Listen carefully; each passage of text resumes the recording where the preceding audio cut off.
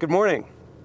I'm sitting in the backseat of a Porsche, and I'm comfortable, and my butt is warm because I have a seat heater, and I'm not in an SUV. I'm in Porsche's first ever sedan, the Panamera. But Porsches aren't really for sitting around, they're for driving, so let's go drive the Panamera.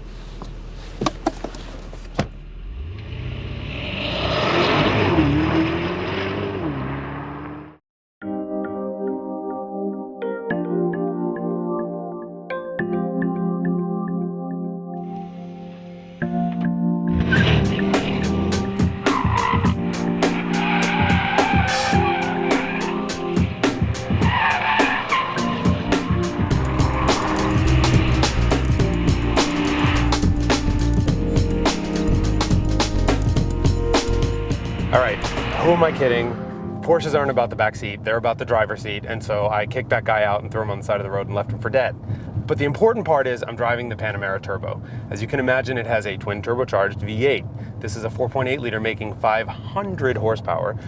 Puts all the power down to all four wheels, so no big smoky burnouts and sideways slides and stuff like that. And it does it with a twin clutch transmission, a 7-speed. And the beauty of this transmission is that it's really fast off the line, but also really good at high-speed cruising. The engine's turning really slowly on the highway, so it's much quieter. It is 700 pounds lighter than some of its competition, and some of that has to be sound deadening. But at the end of the day, it is a Porsche. It's probably not supposed to be a big, soft, cushy, quiet sedan.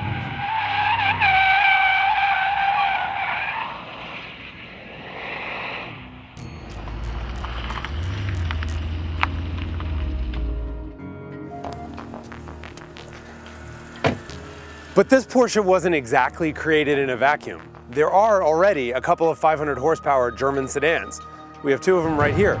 First one is a BMW 760Li. Second is a Mercedes S63 AMG. Let's see how the Porsche holds up.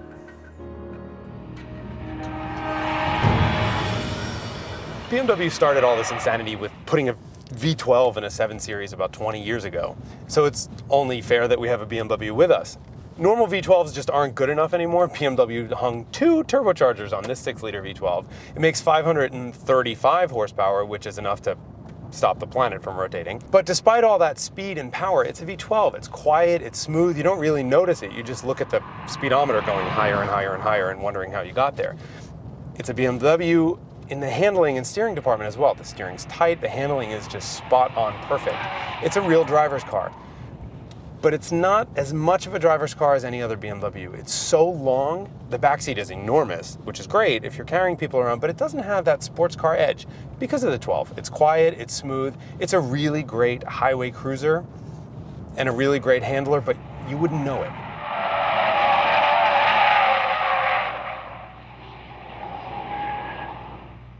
Oh, did you hear that?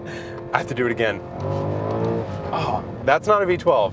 This is an old school, normally aspirated V8. It's the Mercedes S63 AMG, and it is a 6.2 liter, old school, no turbos, normally aspirated V8 that makes 518 horsepower.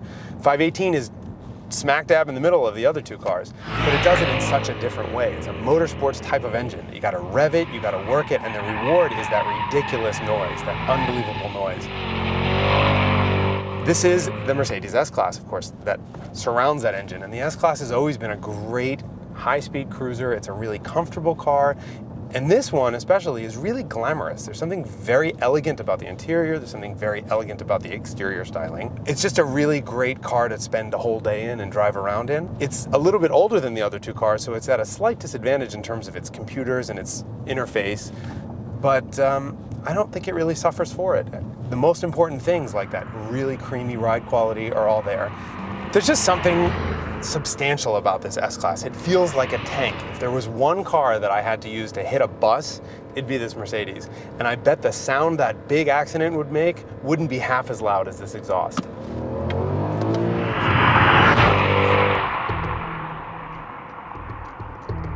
Okay, so we have three sedans here that all cost within, I don't know, $3,000 of each other. These three cars cost the same, they have the same amount of horsepower, they're very similar in a lot of ways, but in reality they're very different. The Porsche is the new kid on the block, and it has a couple of things that the others don't. A twin clutch transmission in place of a regular automatic. It's the only one here with four-wheel drive. Now the 7 Series And the S-Class are both available with four-wheel drive, but with lesser motors, with less power. And it's also a hatchback, let's not forget. You can fold the back seats down and put all kinds of stuff in there. It's got a lot of room. And if you put these three cars on a racetrack, my money would be on the Porsche. The Porsche is a very, very fast car, and it's also a very capable car. The BMW winds up being the subtle, understated luxury barge that it is. I mean, it's a huge, huge long car, but we expect handling and involvement from BMW. And this car delivers that in spades. It's beautifully balanced and it is obscenely fast. In fact, it's about as fast as the Porsche is once you're up to speed and once it can put the power to the ground. Again, rear-wheel drive versus all-wheel drive. Off the line, it'll spin its tires and do a whole bunch of messy things. But ultimately, it's about as fast as the Porsche. It's just really quiet and really smooth, and the backseat is really big. And it's a really relaxing big cruiser, which you kind of think would be Mercedes. The Mercedes is the car typically that you'd expect to be quiet and smooth and comfortable, all the things that BMW does very well. But this is an AMG badged S-Class, so we do expect a little bit more driver involvement, and you get a lot of it. The S63 does all of the same things well that a regular S-Class does really well. It's a glamorous car, there's a big sense of occasion when you're driving it, the interior is stunning, it rides like a tank, so smooth and so quiet.